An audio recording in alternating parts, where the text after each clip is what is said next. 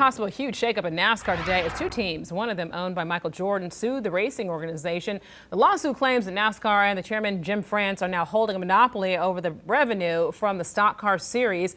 Joining us now is Chief Legal Analyst Khalif Rhodes. So, Khalif, let's talk about this theory of it being a, quote, monopoly. I mean, can that accusation move forward? I like the game monopoly, but in real life, you can't do that. If you're attempting to corner the market where no one else can get in the market, then it's a problem and it's against the law. And so you see companies get sued all the time. The Sherman Antitrust Act is actually what folks are pointing to when they bring some type of lawsuit. Department of Justice brings these types of claims, or individuals or companies that feel like they're affected bring these types of claims. So your question, do I think it can move forward? It seems like the allegations have listed, seems like there is an anti-competitive atmosphere that's created within NASCAR, specifically the company and the owners, the France family, and because of that, there seems to be legs, at least, for this claim to continue to move forward. Interesting. I feel like we're seeing more of these monopoly lawsuits in recent years. I don't know if it's me, but I feel like we are seeing more of them. But in terms of the attorney who's bringing the lawsuit, know anything about him? Hey, when you go to a lawsuit like this, you want to go out and get the big guns. Kessler is probably one of the biggest guns in the country in these types of claims.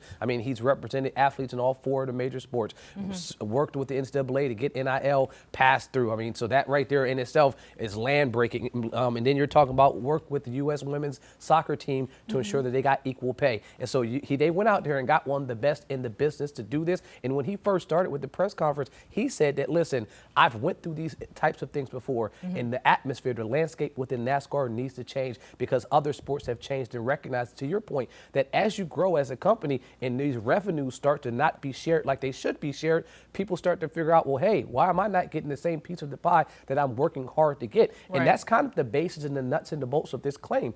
They're saying they were forced into these charters. These charters give them access to some type of revenue sharing within the NASCAR Foundation. They said that of the 19 folks that were given a charter back in 2016, only 5 of them are still around because it's not profitable. The last person that won the NASCAR Cup Championship, right after they won, they had to step aside because they're saying they're not making money. What they're asking for is within this lawsuit is more money, revenue sharing. They want to have a seat at the table when they're talking to, because what they're saying is they're competing with NASCAR to get money, to get sponsorship, and they shouldn't be competing against the company that they're working with. Well, you laid out perfectly exactly what they're asking for. So with your monopoly analogy, it's like when you own Boardwalk and Park Place and you have hotels on that game, nobody wants to play with you. Nobody does, unless they can try to figure out how they can be a partner with you. And that's what they're asking for. And they're also asking for some type of preliminary injunction. And so the attorney mentioned that, listen, if we can get the judge to at least allow us to move forward under the current structure, and then we get time to work on a new deal, because what they said is that they kind of felt strong-armed. They felt like they